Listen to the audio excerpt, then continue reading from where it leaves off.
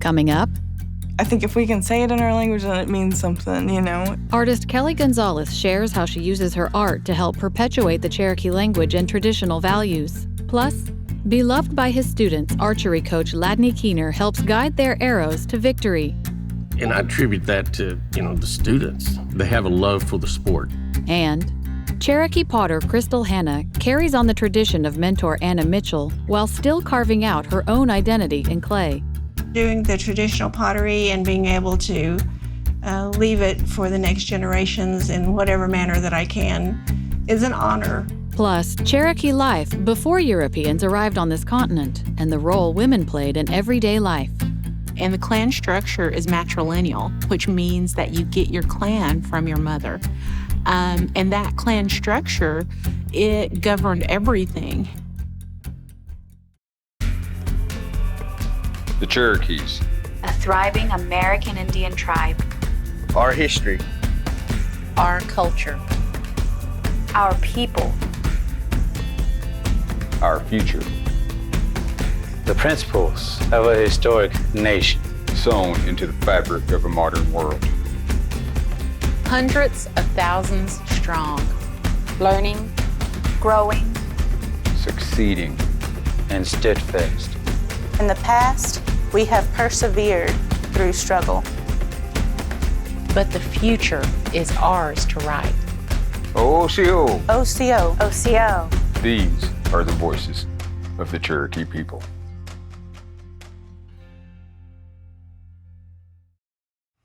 Osiyo, I'm Principal Chief Chuck Hoskin, Jr. Welcome to Tahlequah, Oklahoma, capital city of the Cherokee Nation. For generations, the Cherokee story has been told by others. Today, through this groundbreaking series, we're taking ownership of our own story and telling it as beautifully and authentically as we can. I hope you enjoy these profiles of our people, our history, and our culture. And please make plans to come visit us sometime. Wado. Osiyo, it's how we say hello in Cherokee. I'm your host, Jennifer Lauren, at the Cherokee National History Museum, where you'll find art and artifacts depicting the ways Cherokees lived before Europeans arrived on this continent. We'll have more on those lifeways a little bit later in our Cherokee Almanac. But first, for Keli Gonzales, art is a way to merge activism and traditional Cherokee values. At a moment in time when the United States is being rocked by differing political and social views, Keli does not back down from making statements. My grandparents named me Kelad. Keladi is a word that means part of a group.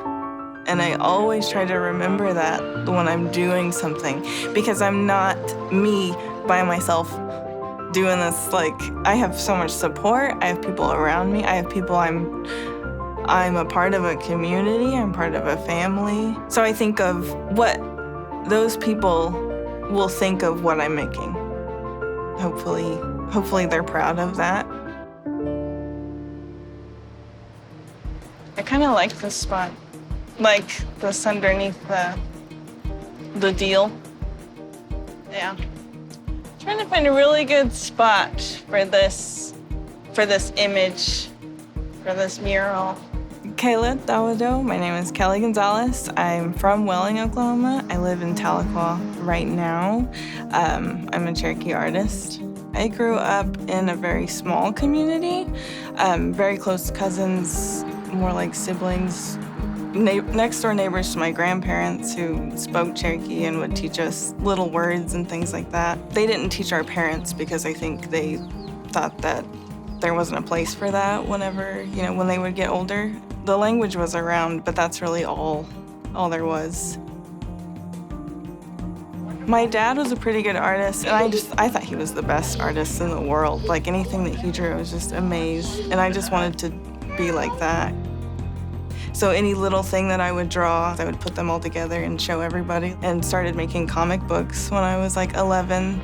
A lot of times I just wanted to see a girl, or a brown girl would be cool, if they were like the leader of something or fighting something, not someone that needed to be saved. I felt like that was empowering for me, but also I thought there are other little girls like me who are looking for that and who need that. Common themes in my work are women, women with weapons, women who are intimidating. I know we're not always like that, but I wanted to portray us as like people you wouldn't mess with, basically. So a lot of times I'll put in things that are involved in our cosmology or like symbols, and also language. Language is big. I don't usually put English into my stuff because I want people to ask the question, like, what does this mean? And sometimes I don't tell them what it means. Sometimes it's like, maybe you should learn the syllabary. Any language that I put into my work, I talk to a speaker and I ask them, what does this mean? Not just, what does this mean in English, but what does this mean? And that way, when people ask me, I can tell them, and then they'll know that little bit, you know? I want to inspire other people to think about it and place importance on it. The language is very complicated, so it discourages people a lot of the time, but I think just trying is all we can do. Younger people need to think that culture is cool in order to participate, because if they don't, if it's not relevant to them, then they don't care, you know? Because that's how I was, like, and I thought it would be cool to make it Cherokee specific. And I wanted to portray us accurately and for what we are.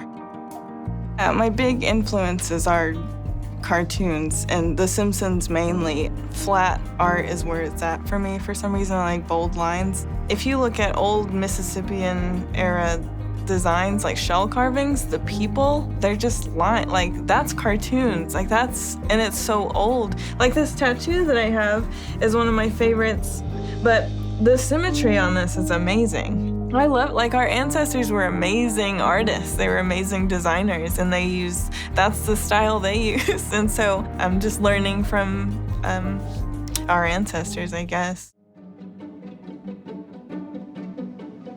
I'm working out a big 4 direction symbol, and it's for Pride Month, because a lot of times our Two-Spirit people in our communities don't feel included or represented, so I wanted to do something for them. I also want to let people know what my values are and what my beliefs are. I think if we can say it in our language, then it means something, you know? Language is important to me because I don't have it. Like, I know I have parts of it, but I don't have it. And I might even cry. But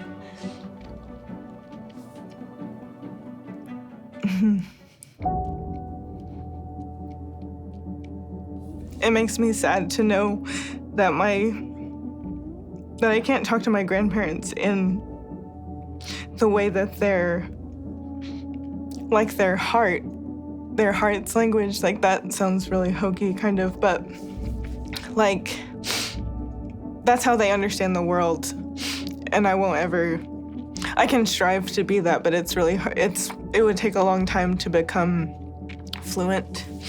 And so I want to urge people, like, this is something that's really, really important. That's where our culture is. It's in that language, and it's all together. Like that symbol, you know, it's all tied in. Everything influences everything else.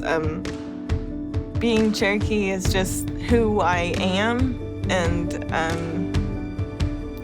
I just try to remind myself that is who I am, because for a long time I wasn't sure. It's not just a heritage, it's not just something that is like far away from me. It's something that I live every day and participate in, and hope to perpetuate our ways and our things, and hope that people have more pride in themselves too, with how I am proud of myself for being Cherokee and proud of being Cherokee, and hopefully that inspires other people to be proud as well.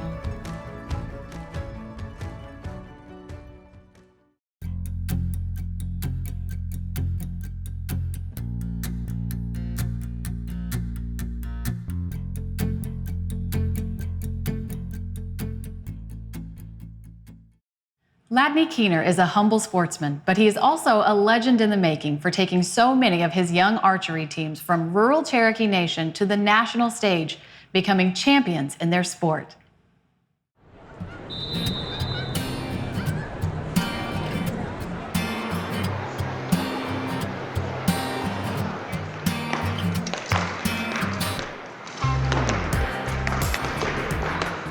I'm Ladney Keener. I'm from Locust Grove, Oklahoma.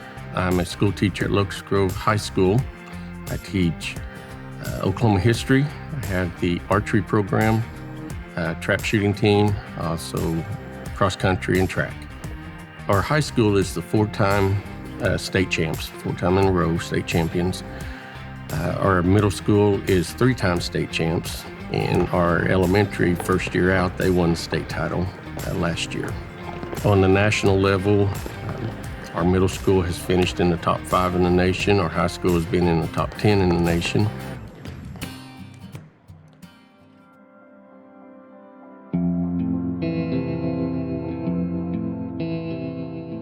I was born and raised here in Locust Grove.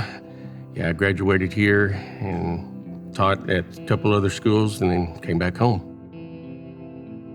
I probably picked up my bow first time I was little. We were young, had a little fiberglass bow that a neighbor or someone gave to us. Well, I didn't really start getting involved heavily into competitive archery until I just got married, probably around 93. Then probably took 2 years before I won my first state championship. You know, watching that arrow flight is, for me, one of the coolest things. It's actually a stress relief for me. Getting home from work, from school, so it's nice to be able to grab the bow, go out into the yard, shoot a little bit. There's 200,000 kids that are shooting in Oklahoma. There's pretty much every school system in the state of Oklahoma has an archery program. It may just be with their elementary, they might have all 3 levels. All right, guys, let's warm up. 3, 2, 1. Archery has exploded, and definitely nationwide. We just went to the national tournament in Louisville, Kentucky, with 14,800 students there competing. We have a young lady who finished 4th in the nation out of 7,000 girls, and she's our first scholarship winner and won a $5,000 scholarship in a shoot-off. I was really excited to get that $5,000 scholarship. Maybe 7,000 people at nationals, I placed 4th. Our archery program, I believe, is very successful. And I attribute that to, the students. They kind of got to buy into the program a little bit. They've got to, they have a love for the sport.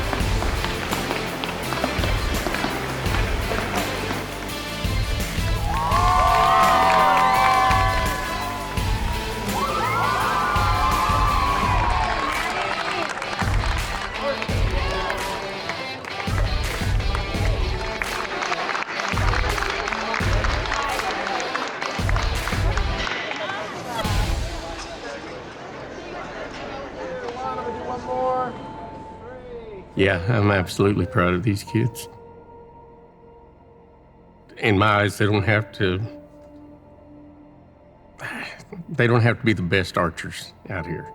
Proud of them. Yeah, these kids they're great. I would love to have these kids around all the time. And for these students, our goal now is a national title, to be the best in the nation. What I'd like to leave with these kids is simply, obviously, first of all, love the bow, love the arrow, but it takes some work to be able to succeed. You got to work at it, no matter what it is you do. Being Cherokee, I'm very proud of it. Just proud. We're strong people. We overcame a lot. In the words of what I like to leave in the words of my dad, whatever you do, do it right.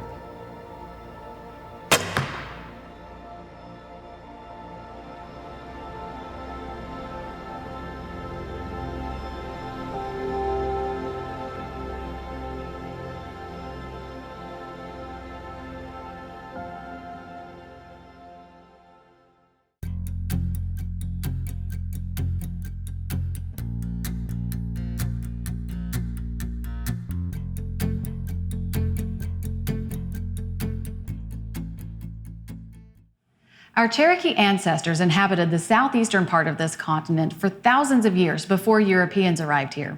In this Cherokee Almanac, we learn about their lifeways and how they were heavily rooted in the balance of nature and taking care of the world around us.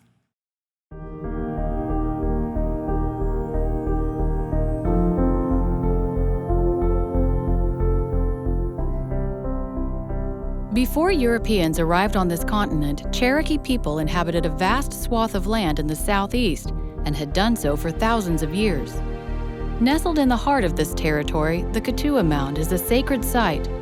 Some say it's the mother town and place of origin for all Cherokee people. If we talk about, how long have Cherokee been here and sort of where are Cherokee from and where can we think about the beginnings of Cherokee culture, we can say that it's, in human terms, since time immemorial. Cherokee have always been here. And from a traditional Cherokee perspective, Katua is a place of emergence, and that's where Cherokee are from. If we think about it as an archaeological site, it's an occupation that goes back there thousands of years to the Archaic period. Katua is a mother town, but there were hundreds of other town sites dotted across the southern Appalachian region. Lower towns, middle towns, out towns, valley towns, and overhill towns. Each one at the base of hills or mountains alongside a water source and centered around a council house. The council house was a place for the community to gather and make important decisions, and it was a place to hold ceremonies which Cherokees held and still hold today for many different occasions. Within that townhouse is a hearth, which contains a sacred fire, a fire that was kept burning year-round. Every year at ceremonies like the Green Corn Ceremony, the fires from houses at Katua and houses surrounding Katua, the individual people's houses, would be extinguished and then relit with fire taken from the sacred fire within the townhouse at Katua. Cherokee Nation has always been kind of a unified people. However, in those pre-contact days, those Cherokee towns operated a little bit more like a loose confederacy. And what tied us together was the clan structure and our shared language and our shared ceremonial observances. Among the most important ceremonies is going to water. Water is of significant importance in Cherokee culture and is at the root of a scientific belief system that many in our tribe have lived by for thousands of years. From the highest points of the mountains all the way down to sea level. We all live downslope, we all live downstream. And that concept of proximity was evident in the way Cherokees looked at how they lived here in the mountains. And it starts with water. Without it, then things begin ceasing to exist. The understanding of how that works is essential in understanding how one has to live here. So water was of great importance. Every stream, every spring, every river, every branch, every form of running water that exists in the mountains was extremely important and was also considered sacred. With fresh water always nearby, Cherokee people developed and perfected our own types of agriculture. We foraged, grew, and hunted food, but were always guided by a commitment to the balance of nature. In fact, when Europeans first arrived in Cherokee territory, they recorded a pristine forest, untouched except by the hand of God. And what Europeans were essentially looking at was a well-manicured, well-stewarded form of agriculture that had existed for thousands of years, maintained in a scientific manner and in a way that provided sustainability for not only the different variations of the veritable life plant forms that were here, but also in its relationship to everything that existed here in terms of animals and fish and fowl and human beings, all working together to create a sustainable world. The idea of having responsibility to our environment and trying to make it as sustainable as possible, and having a structure, a tribal structure and a cultural structure that made that possible. Cherokee women played a major role in that tribal structure. In fact, most decisions were heavily influenced by women. Women had voices in political leadership. There was a women's council. In addition, Cherokee social organization was very oriented to the clan structure. And the clan structure is matrilineal, which means that you get your clan from your mother. And that clan structure, it governed everything. We can think about the houses within a village and the gardens near those houses, which are producing, most of your food for just basic subsistence. That's really being managed and controlled by women and women's family, and houses and gardens are considered, women's property. The balance of contributions by women and men was very important, with men spending a lot of time outside their village.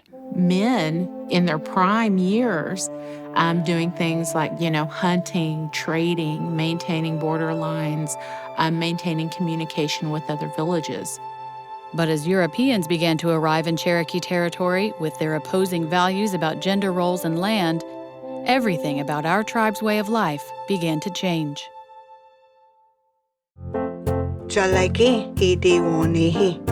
Let's talk Cherokee.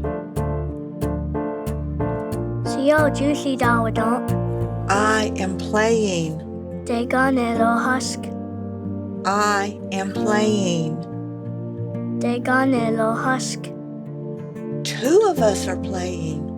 Dostanelo husk. Two of us are playing. Dostanelo husk. A group of us are playing. Dojanelo husk. A group of us are playing. Dojanelo husk.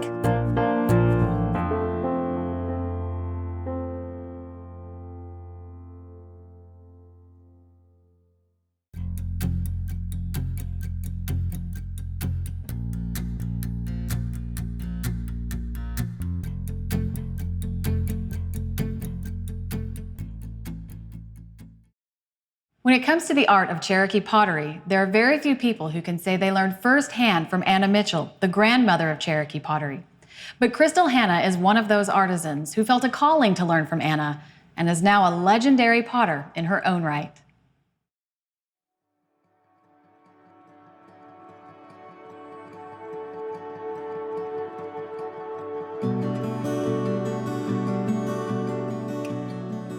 My name is Crystal Hanna. I am Cherokee potter, and I consider myself more of a traditionalist.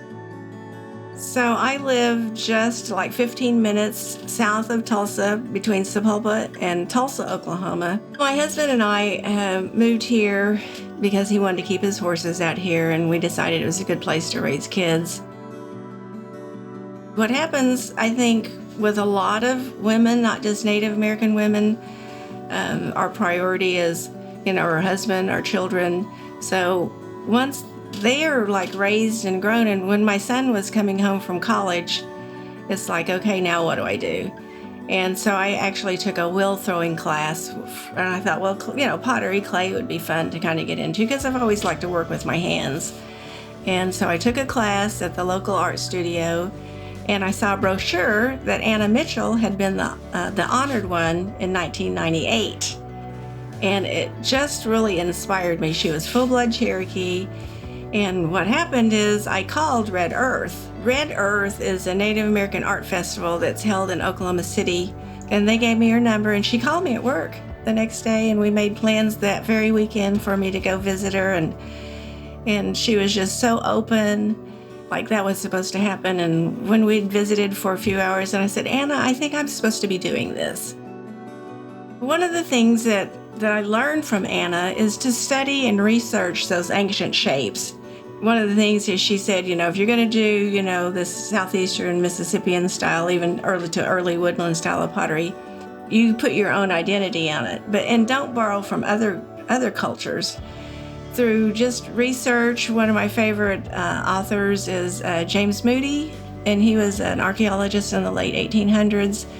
And just like reading some of those stories that he had written down that were from the elders of that time, you can really get a lot of inspiration, for your next piece that you're going to make, and put your own twist or identity onto it. So, to start a pot, you can start it a couple of different ways. You can start in a bowl, or you can just start with like a flat piece of clay. When you're making a pot, the worst thing that can happen is to have air bubbles in it. So when it gets fired, those air bubbles can get trapped and blow the pot out. So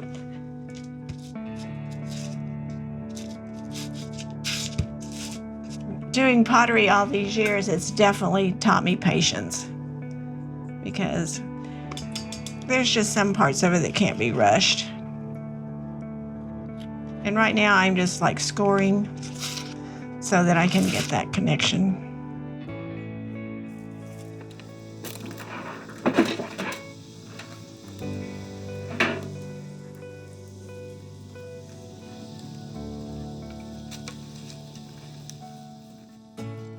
I was in the workforce for almost 40 years, and for the past 20 years, my goal was to do art shows, do as many art programs, pottery programs as I could. And so far, it's worked out well for me, but not just only to supplement, but to still, carry on my work, which I think is important, and be able to pass it down to my own children and grandchildren. Preserving our traditional arts, to me, and for most people that are of Native American ancestry, it is a way to preserve our culture through our arts. And so it is important to carry on those traditions.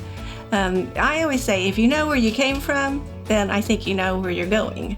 So many of us don't know where we're going, and it helps us as a person.